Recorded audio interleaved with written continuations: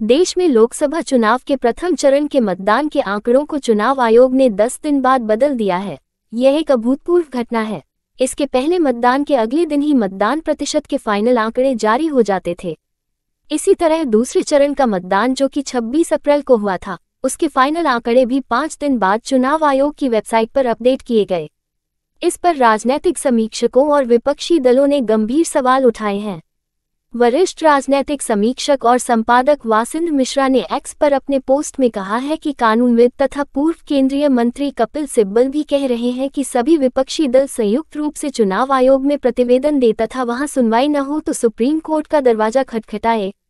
वासिंद मिश्र जी ने पूरे प्रकरण पर अपनी जो समीक्षा प्रस्तुत की है, उसके प्रमुख अंश हम आपको यहाँ दिखा रहे हैं।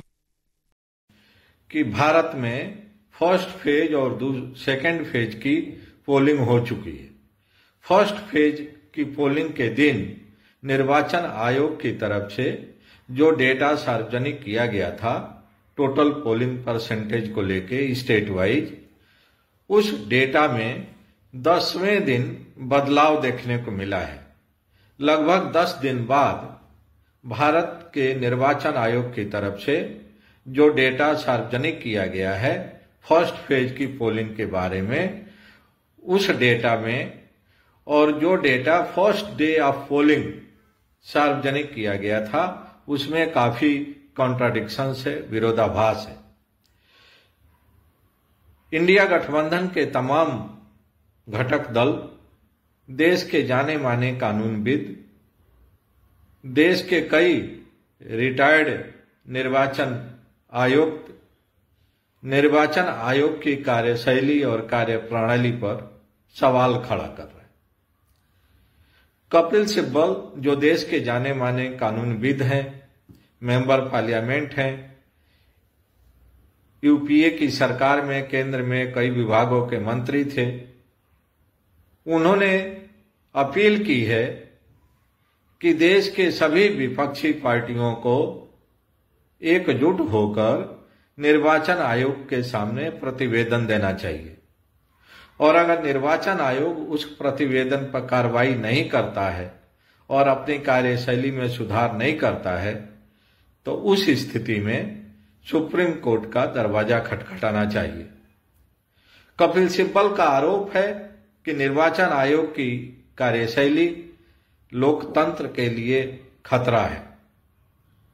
जिस तरह का फर्स्ट फेज और सेकेंड फेज की पोलिंग के बारे में निर्वाचन आयोग की तरफ से डेटा सार्वजनिक किया गया है, फर्स्ट फेज की पोलिंग का डेटा 10 दिन बाद और सेकेंड फेज की पोलिंग का डेटा 4 दिन बाद, ये कई सवाल खड़ा कर रहा है निर्वाचन आयोग की निष्पक्षता के बारे में, निर्वाचन आयोग की पारदर्शिता के बारे में।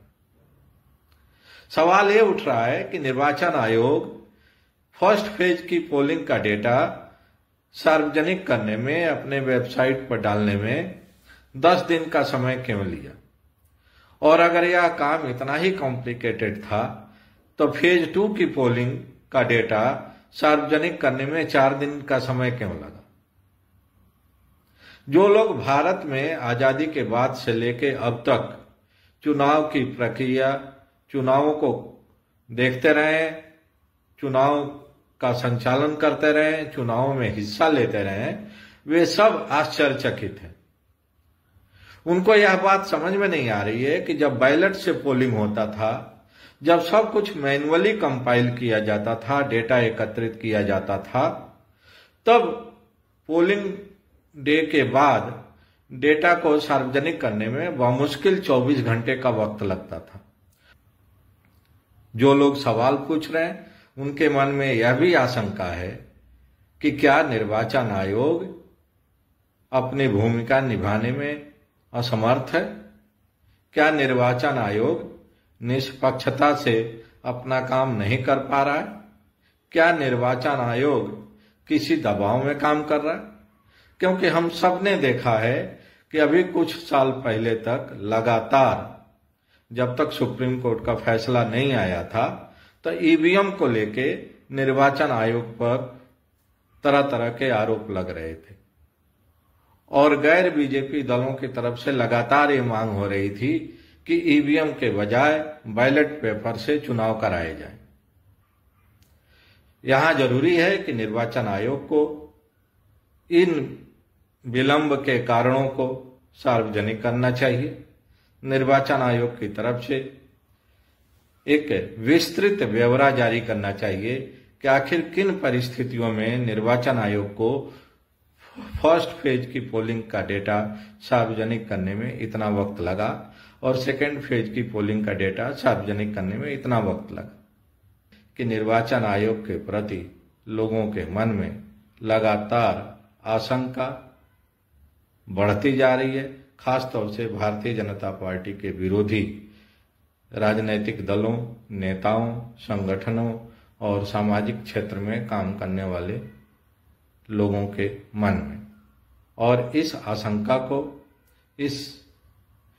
इन सवालों को दूर करने की जिम्मेदारी निर्वाचन आयोग की है। निर्वाचन आयोग को जल्दी से जल्दी इन आशंकाओं को दूर करके अपनी निष्पक्षता, अपनी इंटीग्रिटी, अपनी ऑनेस्टी साबित करने की कोशिश करनी चाहिए। नहीं तो भारत के निर्वाचन आयोग की स्थिति भी दुनिया के तमाम ऐसे निर्वाचन आयोगों के तरह धीरे धीरे बन जाएगी, इमेज और परसेप्शन, जहां पर कि नाम के लिए चुनाव होते हैं, सारी प्रक्रिया का पालन होता है, लेकिन हर चुनाव के बाद निर्वाचन आयोग के खिलाफ जन आंदोलन देखने को मिलता है।